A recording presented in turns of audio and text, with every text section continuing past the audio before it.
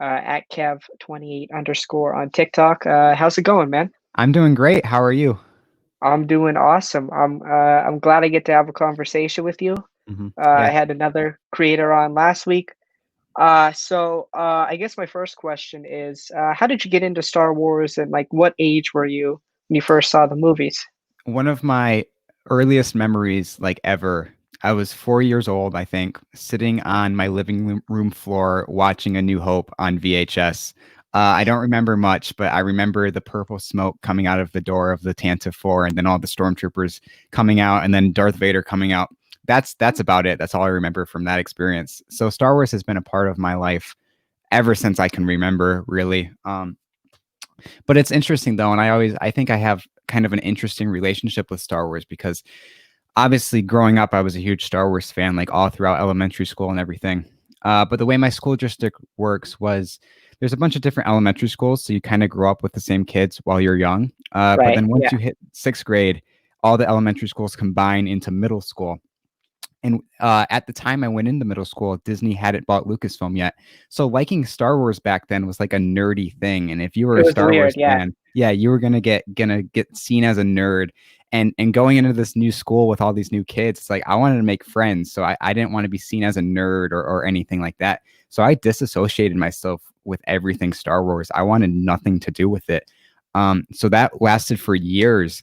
And it wasn't until the kind of the build up hype period to the Force Awakens until I got back into it. And then when I saw Force Awakens opening night in a crowded movie theater with all my friends, that was the thing that got me right back into Star Wars, and I've been back ever since. So Yeah, I think I have a very, similar like story. Like I remember watching. I don't have like a distinct, moment when I first remember seeing them, but I grew up watching the films.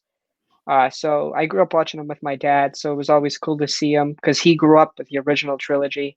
But yeah, I remember I was brought up on the Clone Wars. I was like mhm. 6 or 7 when it came out, Yeah, so I watched that, and then it was that weird period where it was like I don't remember when the Clone Wars ended, like 2012, 2013. somewhere around there, I think. Yeah. Yeah, and then it was that, like, 2-year period where, like, "Oh, nothing's happening." So I was, like, younger elementary at that point, so I didn't really like it, and then middle school, The Force Awakens came out, and I saw it on a Saturday, I believe, and I was back in. I've been hmm hooked ever since. I'm glad Disney bought the company because I don't know.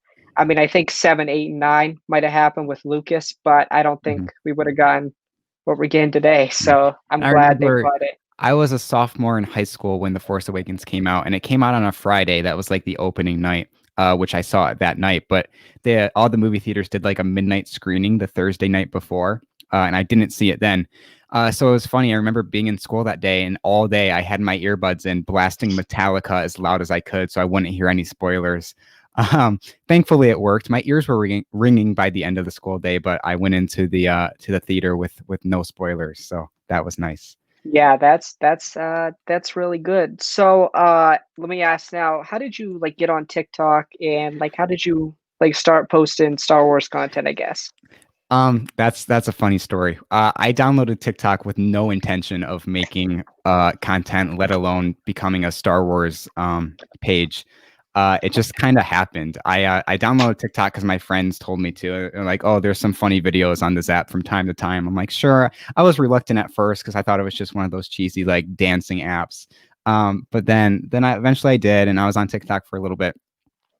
And then the first Star Wars TikTok I posted was on May 4th for Star Wars Day. I did like a ranking the movies video, one of those simple, just tell us your favorite Star Wars movie kind of thing. And that got about 1,500, 2,000 views, which for me was huge because I, Right. didn't have any followers. So I'm like, okay, maybe I'll keep this up. And then I posted another similar Star Wars video to that where I said like what my favorite movie was, favorite character, favorite scene, all that kind of stuff. And most of the stuff came from the sequels. So as you can probably imagine, that brought me quite a bit of attention. The video only got like 2,000 views initially, but like 2 weeks later, it like blew up and it got up to 24,000 views, which for me at the time was by far my most viewed video. And I got a lot of followers from it, a lot of attention. So it told me that people want to see Star Wars content. So I'm going to keep making Star Wars content. So I had no plans on becoming a Star Wars creator. It just kind of happened. But I'm so thankful for I did, because it's been such a crazy experience. I've met so many amazing people from TikTok, and just being able to share that love and that passion with others who feel the same way is just incredible. And I'm so thankful for my platform on TikTok. No, it's definitely great. I'm still smaller. I still got like 900 followers, but even just with the people I've interacted with, it's obviously been cool and stuff to get different perspectives, and just meet different people, I guess, which is awesome. So, I saw a recent video you made. I think it was your last video. You were talking about the sequels. Now, um, I think you made a couple points, like you like Ray and stuff. So, what appeals to you about the sequels? What is like most appealing? And I guess why do you like them? Yeah. Um, so I think the reason I like the sequel so much is because, like I said, The Force Awakens was what got me back into Star Wars. And when I saw that in theaters for the first time, it kind of got me attached to those characters and to that story. And I think that's a big reason why I've got such this emotional attachment to this trilogy. And I did enjoy the other sequel movies. I didn't like The Last Jedi at first. Right when I saw it for the first time in theaters, I was a little bit disappointed. But then I rewatched it and I thought about it, and I think The Last Jedi is by far one of my favorite Star Wars movies now. And then Rise of Skywalker, a lot of things I think could have been done differently, but at the end of the day, I'm fine with what we got. But just my emotional attachment from getting back into The Force Awakens, because I think every Star Wars fan has what they would call like their Star Wars. Like, what's the part of Star Wars that really speaks to you, and what are you really passionate about and everything. And me growing up, like I grew up on the prequels as well, and the Clone Wars. I have my own Star Wars podcast, and my friend that I do that with, we've been best friends since first grade, and we grew up on Star Wars together. And he'd come over every Friday night as the new Clone Wars episode aired, and we'd make a frozen pizza and watch the new episode of Clone Wars. So I guess my Star Wars technically should be like the prequel era and stuff, but I fell out of love with it for a while, and it wasn't until The Force Awakens that got me back in. So when people ask me like why the sequels are my favorite, I just say because it's my Star Wars. It's what I'm passionate about. It's what I can just talk for hours about. And it's just what I love. And I love all Star Wars, obviously, but if I had to pick one little section of Star Wars to call my Star Wars, it would be the sequels. Yeah, I think that's how everybody feels. Like my dad grew up with the originals, that's his Star Wars. I grew up with the Clone Wars, that's mine. You like the sequels, and I think we all have, that piece of Star Wars that we love the most, even if it's not objectively the best. Mhm. We still love it. So I just want to point out, like I had a very similar reaction, I'll say, after watching The Last Jedi. I think I walked out of the movie theater. I'm like, what did they do to Luke? Like I didn't mind. I watched it a second. I've only watched the movie probably 3 times, but I think the second time I watched it, every time I watch it, I will say I like Luke's character better. Mhm. I just disagree with some decisions they made. I didn't like the Canto Bite stuff. I probably won't like it. It reminds me too much of, the Phantom Menace. But I'm okay with the Last Jedi, and I think I like the Last Jedi more because of what the Rise of Skywalker did. Yeah. And Yeah. I feel like the Last Jedi, built some good ideas, and I think the Rise of Skywalker, I feel like scrapped some of that almost, and It's just almost like J.J. Abrams and Ryan Johnson were almost playing tug of war yeah. with that, really, because J.J. kind of disregarded some of the things that Ryan set up in The Last Jedi. And as much of a sequel fan as I am not blind to the flaws and to the things that they could have done better. And that is definitely probably one of, if not the biggest one, was have more consistency through the three movies. Oh yeah, most definitely. That's my biggest problem. I feel like the movies were almost like written or like on a whim. I'm like when I watched The Rise of Skywalker the first time, I'm like, did The Last Jedi even happen? Did we? Because that's my first, and the big problem I have with that movie is Palpatine being back. Um and mostly because Anakin, I grew up as an Anakin fan, so it was always cool to me, growing up watching, Return of the Jedi, and seeing him come back and defeat the Emperor. And I don't mind, like, I like the original idea of Snoke even being killed off. I'm like, "Oh, Kylo's the big bad, that's cool." And then they brought Palpatine back, I'm like, "Ah, Mhm. this kinda you didn't set it up." Yeah, That's what I thought. I don't hate Palpatine coming back because to me it kind of makes sense because if you think about it, he's kind of been the one that's been behind everything throughout all the movies. It's not my first choice for what I would have wanted to happen, but I'm okay with it. Yeah, I feel like, it'll probably grow on me, but, I probably only watched The Rise of Skywalker twice, but it's just that the sequels never I get a connection with Luke or Anakin. Mhm. I just never felt it with Rey. I think I more so felt it with Finn in The Force Awakens. I think, JJ I think they were hinting at force him being force sensitive in The Force Awakens. Mhm. Then it got kinda scrapped in The Last Jedi, and then they're like, "Oh, I want him to be force sensitive." Yeah. But Uh, oh, go ahead. I was gonna say that's another big thing with the sequels too, is they set Finn up to be this super interesting character in The Force Awakens, like a stormtrooper that deserts. We've never seen that before in Star Wars. And then with The Last Jedi and The Rise of Skywalker, they just kind of pushed him off to the side. And that's a really big criticism for a lot of people is Finn's wasted potential almost. Yeah, yeah, I definitely agree. I think Finn was my favorite character in The Force Awakens, and then I saw him in The Last Jedi get cast astride with, the side mission with Rose, and I'm like, "Ah, this is kinda upsetting." But then, actually one of the I know The Last Jedi takes a lot of risk, and I like that in a movie. But the one thing I wish they did was I think if Finn died, it'd be I thought that scene would have been very powerful to have one of the main characters die. I'm okay with Snoke dying. I wish we built more on him. It would have been cool to see him be, just a new dark side user. Um, yeah, but I'm okay with The Last Jedi. It's just The Rise of Skywalker, in my opinion, is the worst conclusion to any trilogy out of the three. It definitely didn't have the satisfying ending like Return of the Jedi did. As much as I love the sequels, I just wish it would have ended off on a bit of a better note. Oh, definitely, most definitely. So I want to ask you, I've seen this, I'm not a big sequels fan, but I defend people who like the sequels because they do get unnecessary hate. What is the thing you see the most that irritates you when people talk about the sequels? Like what comment that Oh, people make? You geez. can make a laundry list. Go I ahead. could go on forever. The first one that comes to mind is the sequels aren't canon because that's just factually incorrect. Just because you don't like the movies doesn't mean they're not part of the Star Wars story. Um, let's see. Sequel fans aren't real Star Wars fans. I get called a fake fan on a daily basis almost, and you're calling me a fake Star Wars fan because because I like Star Wars. Like that doesn't even make sense. Let's see.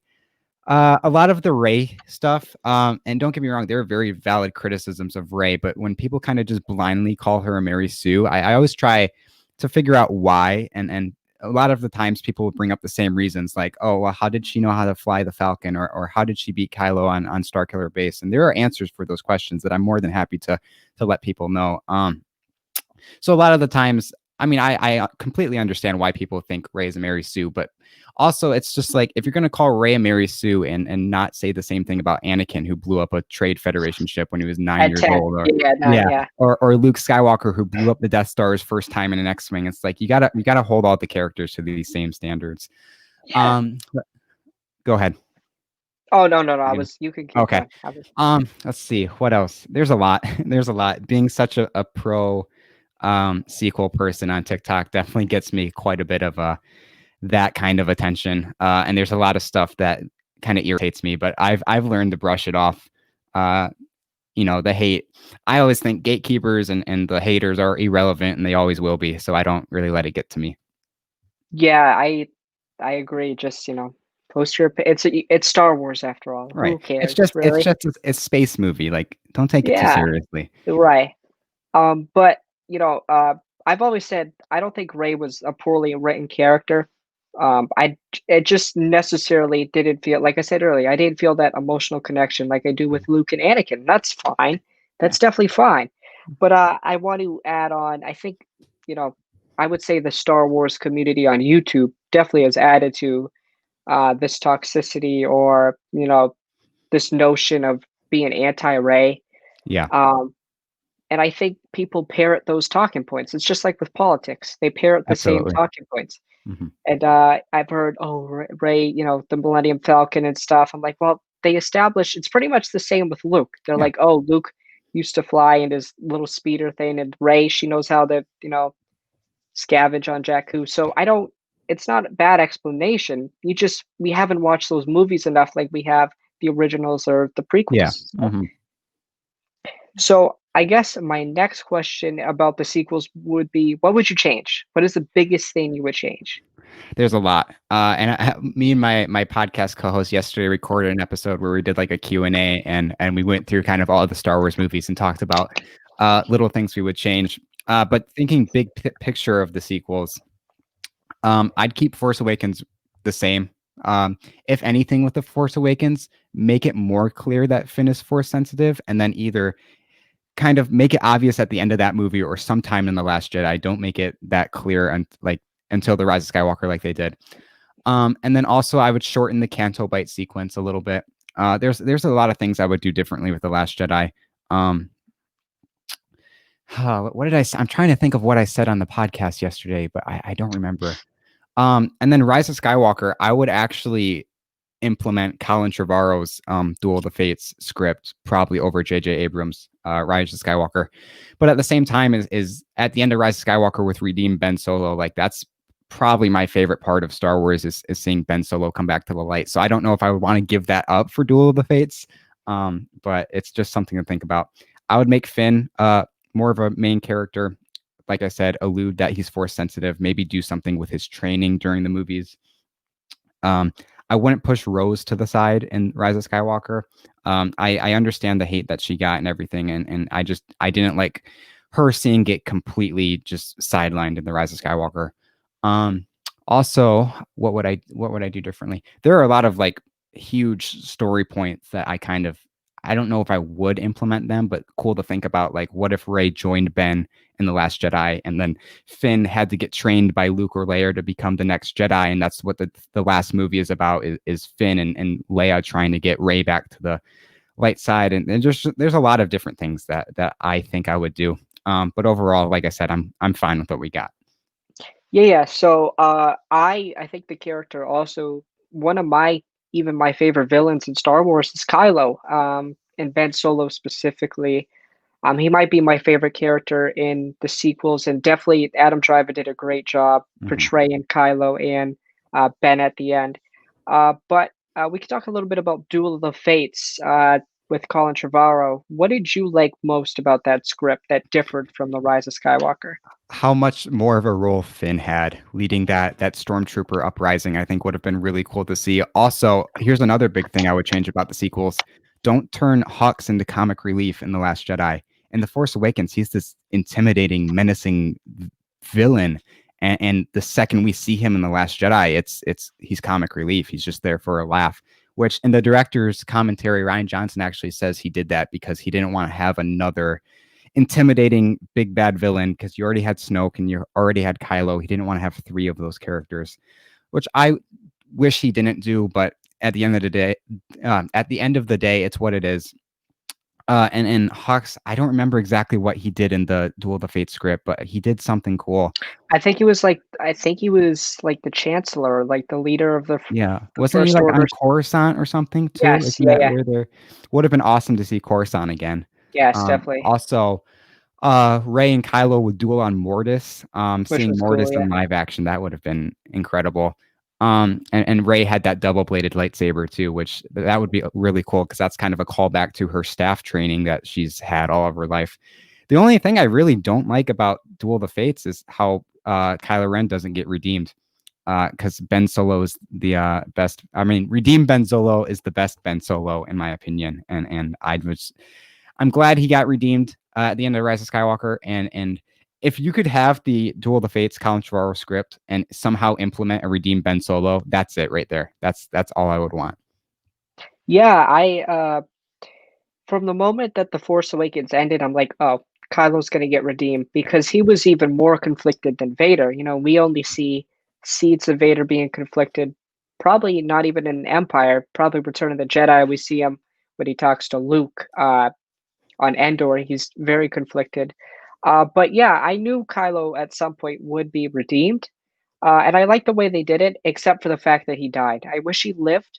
I was like, at the end of the Me movie, too. I'm like, oh, they kissed. Oh, he's gonna live. It's I'm going to like, be a this is happy so, ever after, but no, yeah, he just fades away, which I understand. Um, the decision to kill him off, I just don't like it. right. And Yeah. the thing is he probably would have been executed because of all the Yeah, no, crimes he he was committed. not going to be Yeah, forgiven by anybody except for Rey. So, yeah, yeah. It's the mhm. same thing with like when we say, "Oh, what if Vader lived and Anakin came back?" Well, he'd be executed by Yeah. the New Mhm. Republic. Yeah, Uh, So I guess this transitions into my next topic. What are your thoughts on The Mandalorian and how it's going? love it. I love it so much. Season 1 I enjoyed. I thought season 1 was pretty good, but season 2 just blew me away. The first episode with Cobb Vanth, I don't know if you've read the Aftermath I have, trilogy. yeah, You yeah, have? Okay, good. So you know who Cobb Vanth is. And yes. seeing a character go from the book to the screen was just the coolest thing. Plus, Cobb Vanth in general is just I love Cobb Vanth. I cannot say enough how much I love Cobb Vanth. He's like the perfect like space cowboy sheriff, and just that whole episode. At the time I first saw it, it was my favorite single episode of television I've ever seen in my entire life. Just I because think it was my favorite. I think it was at least in my top three for The Mandalorian, just because I did love Cobb Vanth. And I liked seeing a different side of like the Tusken Raiders. It was really Mhm. cool to see to make them human, like human Yeah, like, absolutely. They and the they crate. they Go ahead. showed the Tuscans in a completely different way than we've ever seen before, and it humanized them, and it kind of made you sympathetic for them almost, and you can kind of understand their side of things. And I just absolutely love that about this episode. Yeah, and they took from, Knights of the Old Republic with the Crate Dragon and then the Pearl at the end. The thing I love with Favreau and Filoni is like they're like Filoni himself is an encyclopedia, so like he knows what to put in for, Easter eggs for us and stuff. But like you said, it was awesome to see, Cobb Vanth coming from Aftermath. He was only in what, like three chapters in Yeah, those three he books? was in the interlude chapters in each of the three. So he Yeah, had yeah. three chapters, yes. Mhm. Yeah, so it was really cool to see that. Timothy Oliphant played him, so and he did a great job. I hope we see him in Boba or Yes, something I hope else, so too. Mhm. and I think we will. But let me ask you, what were your thoughts on? I think the next episode was the passenger with the frog lady. Yeah, So what did you a think lot about of that episode? a lot of people will call that a filler episode, which I understand, but to me, I think the definition of a filler episode is just an episode that you don't need, that doesn't, you can skip it and it would not do anything. What I think the thing this episode was trying to do was establish the relationship between Din Djarin and the New Republic with Trapper Wolf and Carson. I don't know. His name's Carson. Carson Teba. Is that Carson it? Teba, yeah. Okay, so Carson's his first name. Yeah. So you get to see this kind of the beginning of the relationship here with the Mando and the New Republic, and I think that was the purpose of this episode. Um, I really like the child, Baby Yoda, Grogu, whatever you want to call him, in this episode. Just the way he walks, like when he gets put down in the one scene, just the way his puppet kind of like scurries across the floor. I don't know, I just love it. I also really like Frog Lady. I think Frog Lady deserves the world. Um, and it was a good episode. Definitely not my favorite. And honestly, if I was ranking all the episodes of The Mandalorian season 1 and 2, this would probably be my least favorite.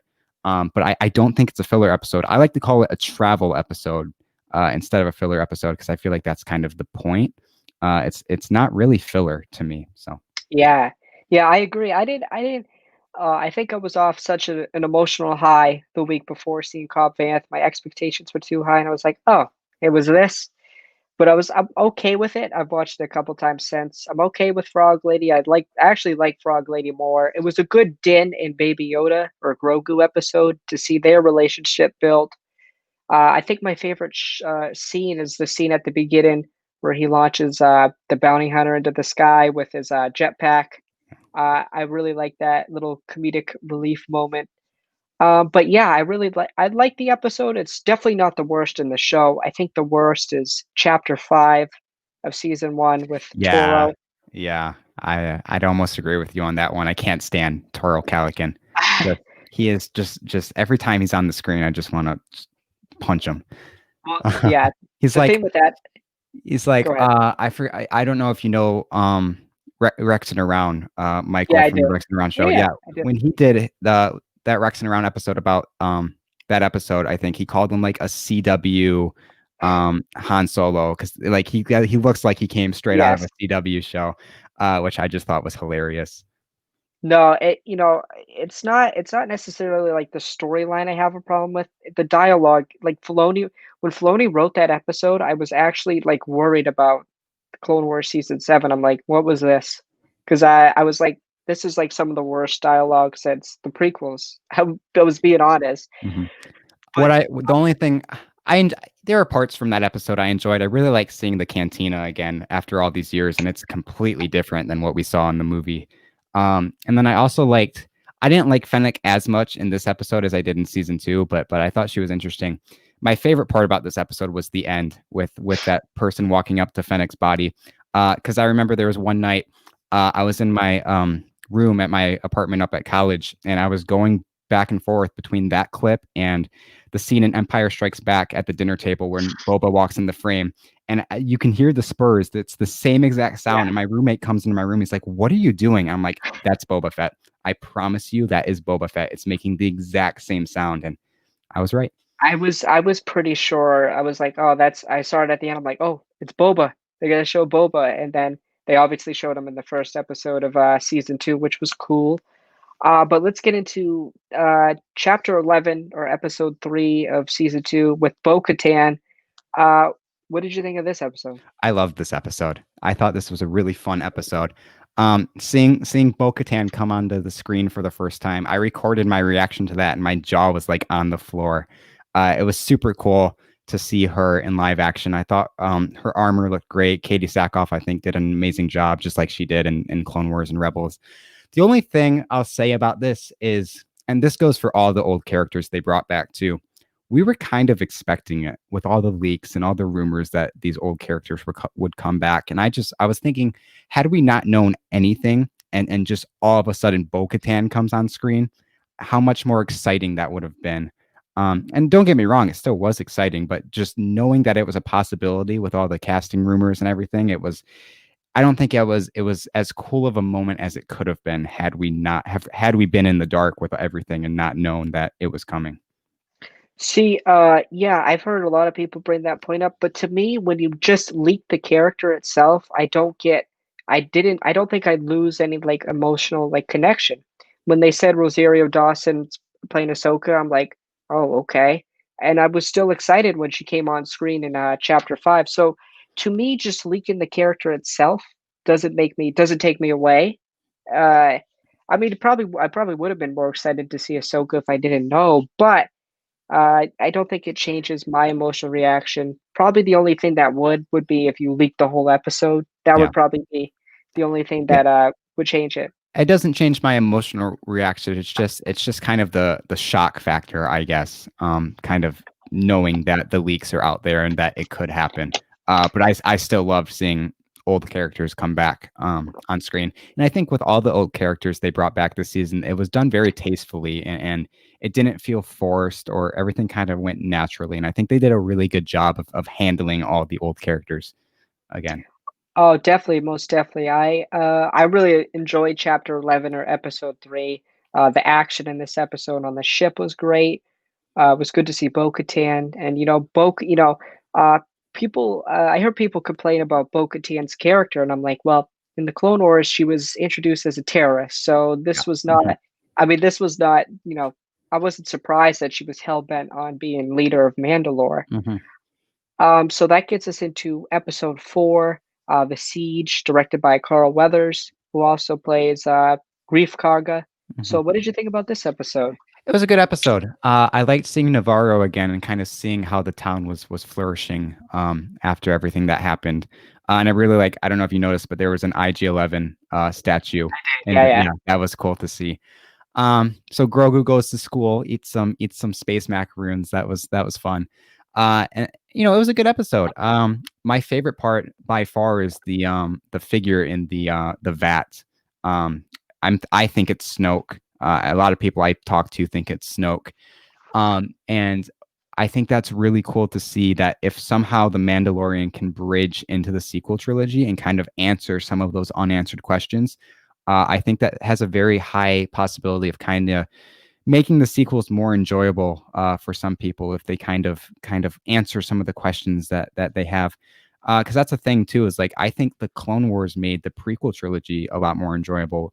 Because the Clone Wars, they were able to build the world so much more and develop these characters. And Anakin's fall to the dark side makes a lot more sense if you've seen the Clone Wars.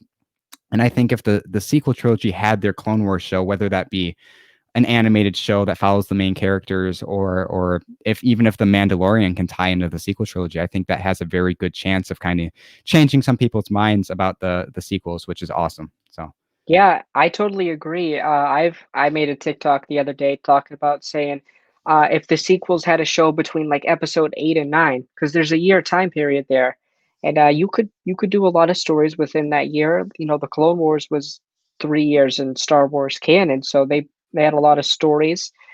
And the Clone Wars to me makes Revenge of the Sith a lot more enjoyable and a lot better. So I agree there. And I thought originally with Grogu that they were using his blood because Gideon wanted to be force sensitive. I thought that Gideon was obsessed with people like Vader, obviously dresses very similar. So I thought he wanted to become force sensitive. But I guess that was wrong, and I'm leaning towards the Snoke thing now, which I'm fine with. I'm yeah, actually I'm happy with. pretty sure I haven't done it myself, but I've heard that if you listen to the music that's in the background when it's showing that, you can hear Snoke's theme like very quietly and very softly. And also when at the end of the episode where Carson's talking to Cara Dune, you can kind of hear the March of the Resistance theme a little bit in that sequence, which is cool. Yeah, they definitely did a good job building towards that Rangers of the New Republic Mhm. show with little hints of the Rangers of the New Republic.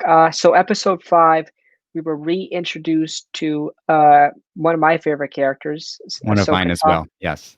Ahsoka Tano. What did you think about this They episode? did not wait for that at all, did they? Just right away at the start of the episode, you see those white lightsabers, and you're like, "Oh, it's go time." Um, Obviously, this was the episode that Dave Filoni wrote and directed, and I figured if we're gonna see Ahsoka, it's gonna be in this episode. It's gonna be in Dave's episode, and he didn't disappoint. I thought live action Ahsoka. I was very cautiously optimistic, is how I'll phrase it, about seeing Ahsoka in live action.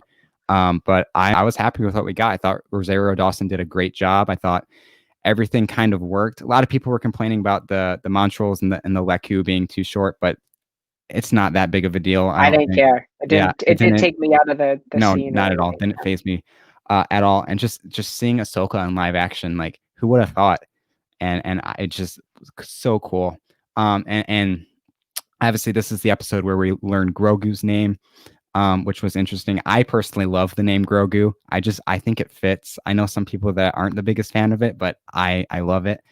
And one of my favorite lines of this episode is when Ahsoka realizes that Grogu's got this attachment to Din, and she refuses to train him because she's seen what such attachments can do to a fully Yeah. trained Jedi Knight, to the best of us.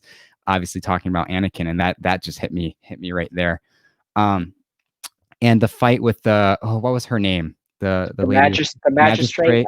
I Yeah, don't remember her name though. I thought that fight was Yeah. pretty interesting. It was almost very samurai-esque, and I guess you could say that Mhm. about the entire episode, even with Ahsoka's outfit, and they're fighting basically on a koi pond, and the way they're fighting in that fight, it's like 1-2 strike and reset, and then just kind of square up with your opponent, and it's very samurai-esque, and I loved seeing that. We got obviously the old west with the first episode of the season, and now we're getting the samurai stuff in this one.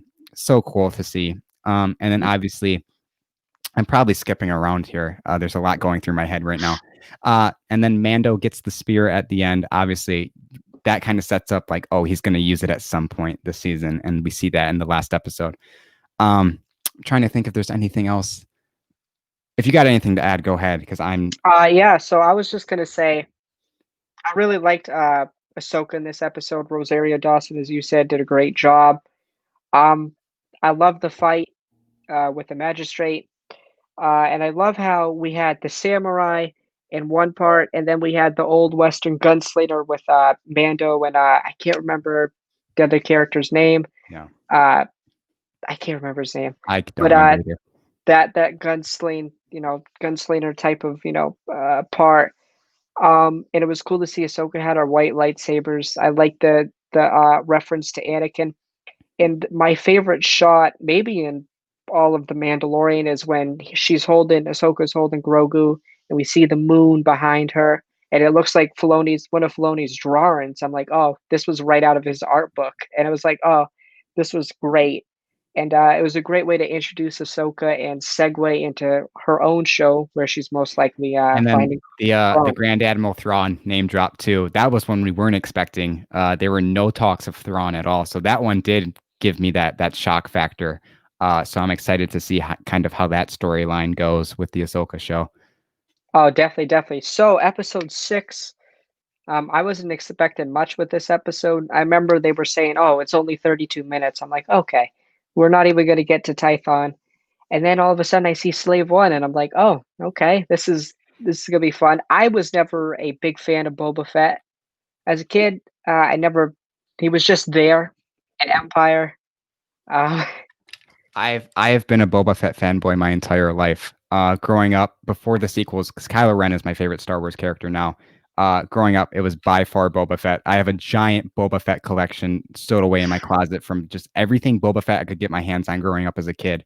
I had and just so like I said, like the first episode of the season was my favorite single episode of television I've ever seen until I saw this one.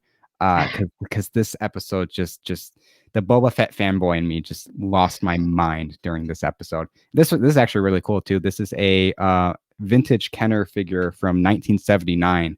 oh, So those are yeah, yeah.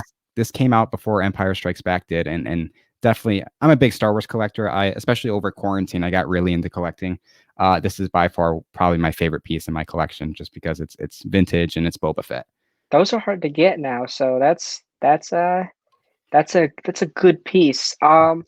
Yeah, I really like this episode a lot. Again, I was never a big Boba Fett fan, but then when he had the gaffy stick and then he got his armor back, I was like, "Oh, this is cool. He's back. This is the Boba I wanted." I didn't even Mhm. really like him in the Clone Wars. He was like a whiny kid to me. I Yeah, was like, "Ah, I was okay with him." Uh, I honestly like Django more, but uh, I liked the relationship between Boba and Din. I like that they brought Fennec back, and then I liked how they built on Boba, Django's mhm, history. yeah. Obviously, in Legends, he fought in the Mandalorian Civil Wars, and I don't know if you read. I know somebody translated The the chain writing, code. Yeah. the chain code, and Mhm. it mentions Jaster Muriel, who was Django's dad or Django's stepdad in Legends. So it was really cool to see. I think that was my favorite part of the episode.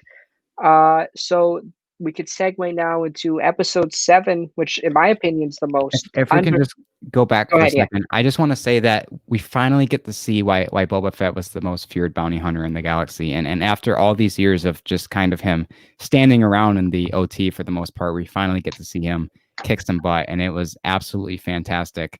And then just as happy and how much hype that episode built, it got taken away from us in one moment when the Razor Crest met its demise. Right. That was tough to see. That was tough to watch.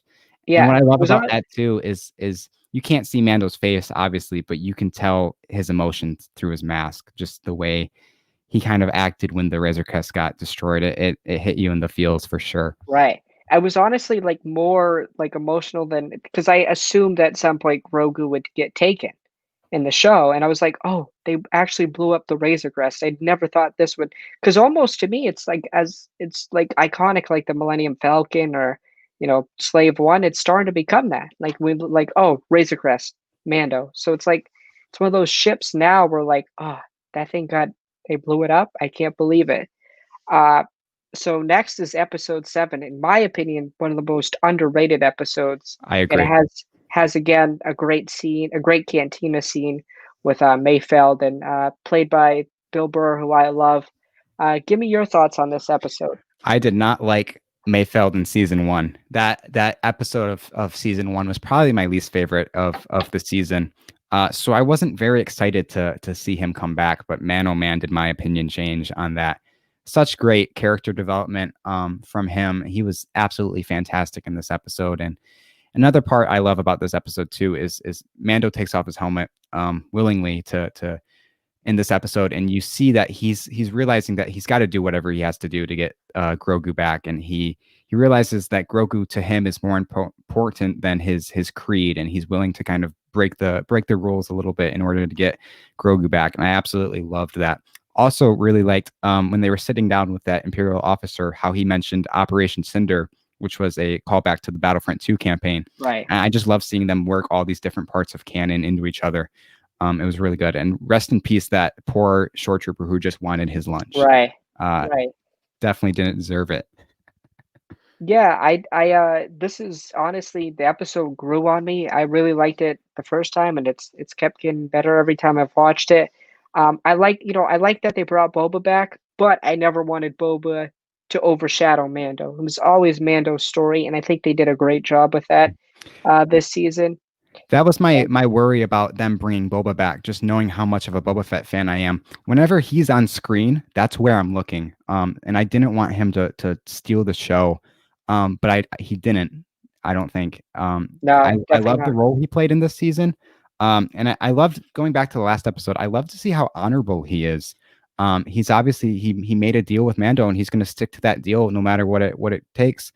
And I just love seeing that. And I just love Boba Fett this season. How do you feel about the painted armor, the clean painted armor? I like it. I honestly, I think it symbolizes a new Boba Fett. It's a new, because Boba in the comics, I've looked at the comics and stuff. He's ruthless. He's just a killer. He doesn't care. I feel like after being in the Sarlacc, he's more honorable. He's like his dad. His dad was an honorable guy, even though he was a bounty hunter.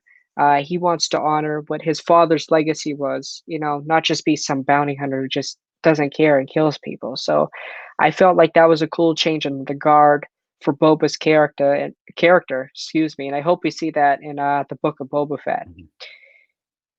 Yeah, so I absolutely loved Boba this season, and we got the seismic charge again. Probably the best sound on the planet. Right. The second that hatch opened on the back, I was like, "Oh my god, it's happening!" So that did not disappoint. Well, I saw the TIE fighters and I'm like, okay, seismic charges. I knew it. I pretty much knew it instantly. So that leads us into, I think, my one of my favorite pieces of Star Wars ever, chapter, excuse me, 16 or episode 8 of season 2. We got a big surprise. Luke Skywalker, um, de-aged as Mark Hamill. What were your thoughts on this episode? There were so many parts of this episode that I just absolutely love. Right away, when they board that Lambda shuttle, just the dialogue between Cara Dune and that Imperial, I thought was really interesting. And then she lands a clean headshot on the guy and just absolutely takes him out. Loved the interaction of kind of the crew and Bo-Katan and Casca Reeves in the cantina bar on the planet. I love Bo-Katan was kind of, she wasn't very nice to Boba, but Boba was giving it right back to her. And then him and Casca kind of have an Agni Kai almost when they're shooting their flames at each other. The second they started to fight, I was like, oh, this is going to be good.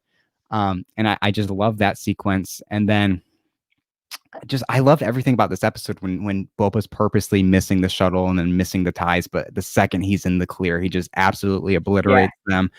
The landing on the ship, and then the ladies just absolutely kicking butt as they're making their way through the ship. I just absolutely loved it. Dark Troopers, probably one of the scariest things in Star Wars. They're absolutely terrifying, especially the one that was on fire. Might haunt my dreams at some point. I love the Dark Trooper theme.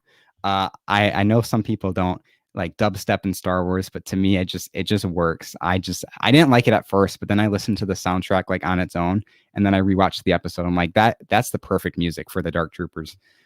And then just the fight between Gideon and Mando with the he's just absolutely, when he fakes him out at the start and when he says he can grab Grogu, and he just absolutely just unleashes on him. right. And that Beskar, man, that Beskar holds up, especially when he's getting his face punched in by the Dark Trooper. If there's one thing we've learned from this entire show, it's just how OP of a material Beskar is. Right. I just think that's funny. And then obviously there are a couple other cool things that happened this episode, but then the single X-Wing flies in. And as soon as I saw it was just one X-Wing, I'm like, it's him. it's Luke Skywalker. I didn't think, to be completely honest, I didn't think they would ever bring Luke Skywalker into the Mandalorian, because like this is Right. like a side story almost. They're not going to bring the main character from the franchise into it. I was pleasantly surprised. I thought it worked really well. Story wise, it makes the most sense for Luke to be the one to take Grogu. Um, and I just seeing him just absolutely obliterate those dark troopers, and like his father, he got his hallway scene, Right. and it was just incredible. I don't have any issues with the CGI on the Mark Hamill. I thought it was fine. Didn't take me out of the immersion or anything. Um, and then that moment when Din takes off his helmet to say goodbye to Grogu kind of parallels Anakin and Luke at the end of Return of the Jedi. Like, let me see you with my own eyes. Such a good episode. Such a good episode. Yeah, like you said, from the very beginning to the very end, I was intrigued. I think Din and Moff Gideon's fight is again a great fight, a great choreography. It was different to see a lightsaber versus a lightsaber like repented material. It's really cool to see that. It's cool that they set up the storyline most likely for season 3, where Din's the ruler of Mandalore now, so he has a bigger and that was a complaint I heard, like, "Oh, how could they get rid of Grogu? And like, what's the story now?" I'm like, "Well, there's an even bigger story if you look at it. Din's the ruler of his own people, so like, Yeah. uh, Grogu was just a mission for him." But again, I really love Luke. I know we all speculated, like Yaddle, I heard Quinlan Voss, even Mace, Yeah. Cal Kestis, but like you said, Luke made the most sense. I just don't think we wanted to see Luke, but I'm glad we did because of Mhm. the hallway scene. Obviously we got, and we never saw Prime Luke, so Right. it was Mhm. really cool to see that. So now I guess we got. I guess we'll transition into our final topic. What show are you most excited for, and what show are you least excited for out of the new releases for Disney? Most excited. It hurts me to say that Obi-Wan Kenobi is not my most hyped show, but I'm honestly going to give it to the Bad Batch, because the Clone Wars is Mm, my favorite show of all time. I enjoyed the Bad Batch story arc in season 7. I think it could have been shortened by an episode. But I think the characters are so interesting, and more Clone Wars content is never a bad thing. And right. seeing Fennec Shand is gonna be in it. That's gonna be super cool. Seeing kind of what the Republic is up to after they fell, and like the Empire is starting to rise. And the trailer just got me hyped. I'm so It was excited for so the Bad good. It Batch. was very good. It was Yeah. such a good trailer. And that's obviously the first show that's coming out pretty soon, so we don't have to wait long for that. Obviously, I'm excited for Obi-Wan Kenobi. Ewan McGregor, Hayden Christensen's back as Vader. I think every Star Wars fan is just going to lose their mind over that. It's going to be great. I have no worries. Deborah Chow is directing it, and she directed my Right. 2 favorite episodes of season 1 of Mando, so they're in good hands there. Obviously, Ahsoka. Ahsoka's one of the best Star Wars characters in my opinion. Rosario Dawson did a great job in her episode. I'm excited to see her get a whole storyline, and I hope they incorporate. I hope they almost make it a Rebel sequel, and kind of tell the story of Thrawn and Ezra and what they're up to at this point in time. So that those are my top 3. Least excited, the Droid show, Yeah. because Well, okay, I want to say this. Besides the droid and Visions, what is the one you're least excited for? it 'Cause might this might be a hot take, but honestly, Lando. no, I Because agree, honestly. yeah, I agree. we don't know. Is it going to be Billy D. Williams, or is it going to be Donald Glover, or something completely different? Like, we don't Yeah. know. And until I guess we find out, I think that's just. It's not that I'm not like mad that we're getting it, but it's just I think I could have gone without it, but I'm still going to watch it. I'm sure I'll enjoy it, but just my hype isn't there for that show like the other ones. No, definitely. I heard rumor. I don't know if this is all speculation. It might be Billy D telling stories, and then Donald Glover portrays those That would be stories. really cool. Like Yeah, yeah, like the Calrissian Chronicles or something like that, which would be cool. yeah, But I'm hoping it's more of like a Solo sequel. Like it's that because I love Solo. And I think it's criminally underrated because nobody really saw it. So yeah. I That's true. was I'm hoping it's kind of like the Solo sequel in that time period. But the show I'm actually most excited for is The Acolyte because it's new. It's dealing with the High High Republic, Republic. Mhm. which I'll start reading tomorrow. So I'm very excited for that. Yep. Do you have any thoughts on The Acolyte? I pre-ordered the what's the yeah, what's the first book of the High Republic called? I forgot. I believe it's called Like The Light Light of of the the Jedi Jedi. or something. The Light of the Jedi, yeah. Yeah, The Light I of the Jedi, yeah. that's gonna be good. I just pre-ordered that today. So it comes out tomorrow, so I'll have it within the next couple days. I just think with that, and obviously the Acolyte show too, it's gonna be so interesting to explore a new era of Star Wars. Obviously 200 years before Phantom Menace. It's gonna be something like we've never seen with Star Wars canon before, and I just think it's gonna be so exciting. Yeah, I And totally the agree. Acolyte too, isn't it like from the dark side perspective? Is that what they Yeah, said it about it? might be. And they're talking there's rumor that it might deal with, a young Padawan Plagueis or Plagueis in general, which would be cool. It'd be cool to see that tie into the prequels. It's gonna be cool maybe to see a younger Yoda. That would be cool. And just see what the Jedi of that time are up to. So, yeah, I guess, that wraps up the podcast. Is he still with me? Are you having some technical difficulties? No, no, no, I'm Hello? good. I you froze on my end, it might have been me. Yeah, I was Uh, buffering for a yeah, sec. I was hoping everything was okay. okay, okay. Alright, yeah, so, I guess that's the podcast. Tell them where they could find you. Yeah, so I'm on TikTok at Kev28 underscore, and I also have my own Star Wars podcast called Live at the Cantina. You can get to it through my TikTok bio. We're on YouTube, where we have video podcasts, and also Spotify and Apple Podcasts for audio listeners. And I just want to say thank you so much for having me on. Talking about Star No Wars is my problem. favorite thing to do, so I'm always thankful for these opportunities. No problem. You're always, welcome back on. So, thank you guys for watching the podcast. This will be up on YouTube probably right after. You're welcome to take clips if you want to. Post them wherever. So yeah, thank you guys for watching. I'll be back tomorrow with a podcast with me and my friends. So I hope you have a nice day, everyone. And thanks to Kevin for coming on, obviously.